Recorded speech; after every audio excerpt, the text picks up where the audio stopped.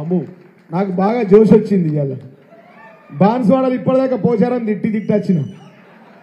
నమ్మక ద్రోహి అని చెప్పిన, నువ్వు పులివ్యాధి గండి విల్లివి అని చెప్పిన. వాస్తవమేనా? అమ్మ పాలు తాగి అమ్మ రొమ్ము మీద గుద్దినోడి అని చెప్పొచ్చిన. వాస్తవమేనా? మమ్మల్ని మోసం చేసిపోయినడు అని చెప్పిన. వాస్తవమేనా?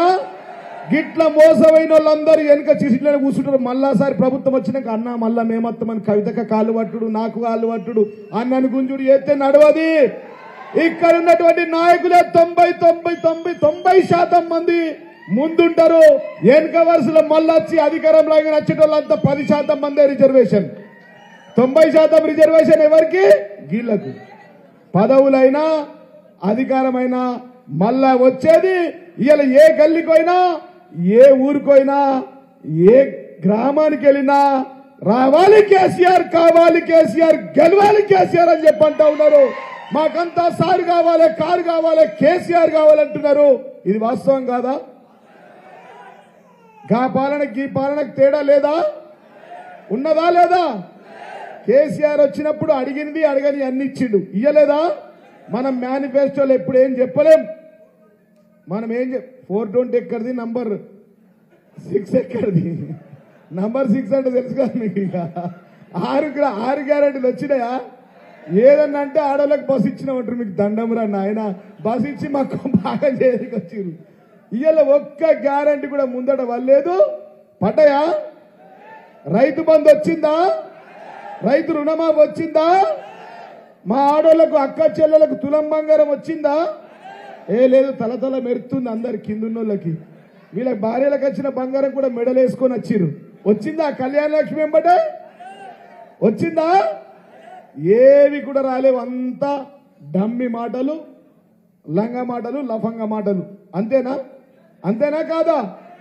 ఇయ్యాల వాళ్ళు ఇచ్చిన హామీలను నెరవేర్చలేదు. కానీ ఆనాటి తెలంగాణ తొలి ముఖ్యమంత్రి, మన గొప్ప ముఖ్యమంత్రి ఆనాటి కేసీఆర్ గారు మన పథకాలన్నింటినీ అమల్లోకి తీసుకొచ్చింది.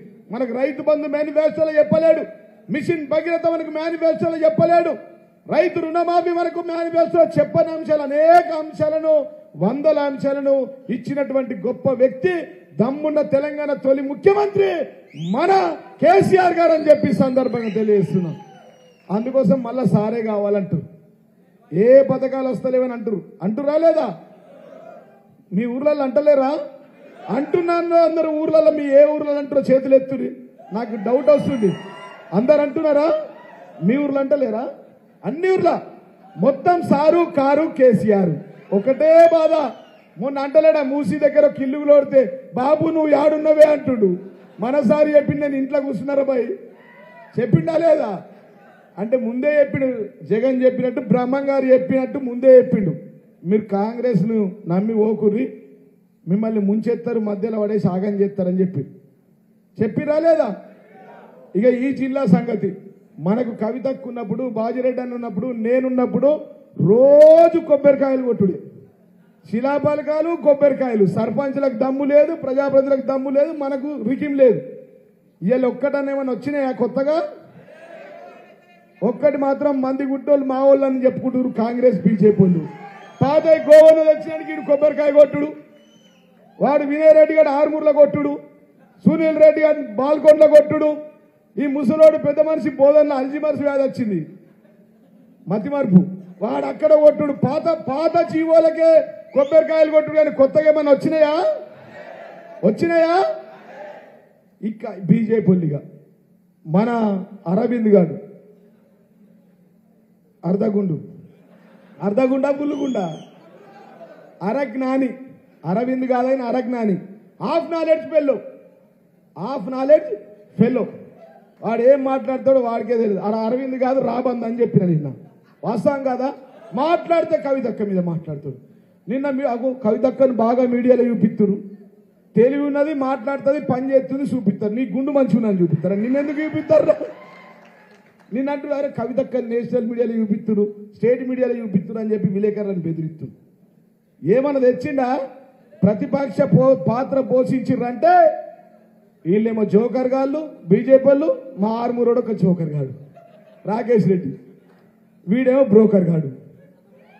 వీళ్ళు జోకర్లు వాళ్ళు బ్రోకర్లు కాంగ్రెస్ వాళ్ళు అంతేనా ఇందా కింది నుంచి అంటారు ₹2 అట సంచికి ₹2 వీళ్ళే డాక్టర్ గానే తిరుగుతున్నా డాక్టర్ భూపతి రెడ్డి ₹2 సంచులకు గుంజుకుంటున్నట కొత్త విషయం ఏంటంటే దొరికినోడిగా 3 ఏళ్ళే ఉంది 16 నెలలు అయిపోయింది పై దొరికిన కాడ దోసుకొని పోదాం మళ్ళీ 30 ఏళ్ల వరకు కాంగ్రెస్ పార్టీ రానే రాదు కాంగ్రెస్ ఖతం అయిపోయింది కాబట్టి దొరికిన కాడికి దోసుకుందామని చెప్పి బాల్కొండ నుంచి ఆరుమూరు దాకా ఇసుకేదందని నడుతుంది అది హౌస్ నంబర్ల నుంచి ఇచ్చుకుంటా పైసలు తీసుకున్నాడు నల్లమట్టి దోసుకుడు మావుడు ఆరుమూరోడు వాడు చెప్పరాజు కాదు కౌన్సిలర్ కాదు కార్పొరేటర్ కాదు కానీ నల్లమట్టి దగ్గర పోయి వసూలు చేస్తుంది అర్థమైందా ఈ బోధనైననేమో ముసలైండు నేను మంత్రి అయితే కళలలో బతుకుతుండు ఆయన రాత్రి మధ్య మార్పు వచ్చింది ఓళ్ళు పోయినా కానీ ఏమై బాగా రోజులే కలవక అంటుండట అరే అన్న నేను నిన్ననే వచ్చిందే నువ్వు ఇప్పుడే మంత్రి కాకముందే మర్చిపోతే ఎట్టనే అని చెప్పి సుదర్శన్ రెడ్డి లేదు నువ్వు ఏడాది నాకు కలవక ఆయన కలిసి మెరుసు అది మన ఎంత గోస బతుకైపోయింది నిజామాబాద్ అంటే ఇక మిగతా ఇటు జోకర్ కాదు బీజేపీ వాళ్ళు ఏ ప్రతిపక్ష పాత్ర పోషించరా నాయన అంటే నేను రేవంత్ రెడ్డి దగ్గర సద్దులు మొత్తం రేవంత్ రెడ్డికి ఈ బండి సంజయ్ అన్నట్టు అయినాడు బీజేపీ అయినా ఆయన హోమ్ మినిస్టర్ కాదు ఈయన హోమ్ కావాలి కాదు ప్రతిపక్ష పాత్ర పోషించరు అంటే బడే బాయి సుబానల్లా చోటే బాయి మాషాల్లా మేమిద్దరం ఒక్కటే కాంగ్రెస్ వాళ్ళం బీజేపీ వాళ్ళం మరి ఏందిరా అంటే కేసీఆర్ని తిడతాం కేసీఆర్ లేని మీకు బతుకు నడవదవురా 18 నెలలు అయిపోయింది మీరు అధికారంలోకి వచ్చి ఏమైనా పనులు చేయర్రా అంటే వాడు చేయడు వీడు రూపాయి తీసుకురాడు ఇందాక పసుపు బోడోలు వచ్చి మా కవితకు పసుపు ఇచ్చిపోయారు ఏంద్రంటే నేను పసుపు రైతులు నేను అడిగిన పసుపు బోర్డు వచ్చిందంటే యాడున్నదే గంగలు ఉన్నది ఈడ నేమ్ ప్లేటు ఢిల్లీలో ఆఫీసు వీడు పసుపు బోర్డు తెచ్చినట్ట నేను చెప్పిన కదా మంది కూర్చుని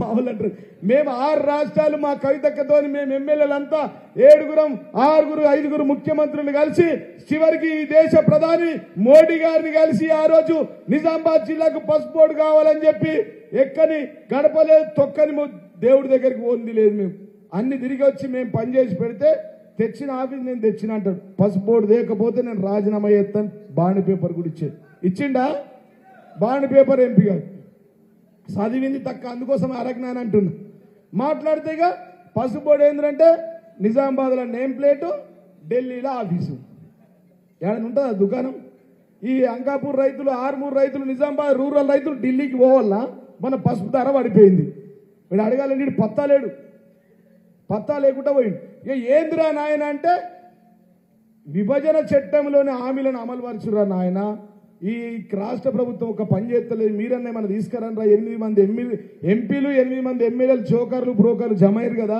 మీరు పోయి తీసుకురండి అంటే మేము విభజన చట్టంలోని అంశాలను అమలు పరచాం కానీ ప్రజల మధ్య విభజన చేస్తామని చెప్పి ఇక్కడ కొట్లాటలు పంచాయతీ పెట్టుకుంటూ తిరుగుతున్నారు ఈ దుర్మార్గులు బీజేపీలు అని చెప్పి సందర్భంగా నేను తెలియజేస్తూ ఉన్నా కాంగ్రెస్ ఖతం అయిపోయింది ఇక లేదు ఉన్నదా అరే ఇప్పటిదాకా పోయినాం కదా మేము బాన్సోడ పోయినాం ఆడ తిట్టొచ్చినాం ఆయనని అక్కడి నుంచి ఫోన్లు వస్తున్నాయి కవితక్కకు మళ్ళా మేము జాయిన్ అవుతామని చెప్పి ఎవడైతే కాంగ్రెస్లో పోయిండో జాయిన్ చేసుకుందాం అలానే గట్టిగా చెప్పురి మరి వాళ్ళు వెనుక బెంచిలే ఉండాలి ఎవడొచ్చినా 90% ముందర బెంచి మనమే అంతేనా ఎంత ఘోరమైన మాటలంటే అంత ఘోరమైన మాటలు వాళ్ళు పని చేసేది లేదు ఇక్కడ 3 ఏళ్ళు ఉన్నది ఇంకా 18 నెలలు అయిపోయిందిగా ఇంకా 3 ఏళ్ళు ఉన్నది ఆ 3 ఏళ్ళు ఉంటుందో ఊడిపోతుందో ఎవరికి తెలియదు కానీ ఉన్న కాడికి దోసుకొని పోదామని చెప్పి దొరికిందల్లా దోసుకుంటున్నారు ఈ జోకర్లు బ్రోకర్లు అని చెప్పి సందర్భంగా నేను తెలియజేస్తున్నా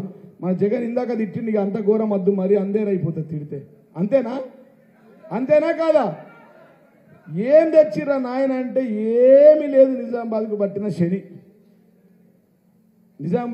శని మన రూరల్కు పట్టిన శని భూపతి రెడ్డితో ఇక నేను ఇంతకంటే ఎక్కువ చెప్పా ఎందుకంటే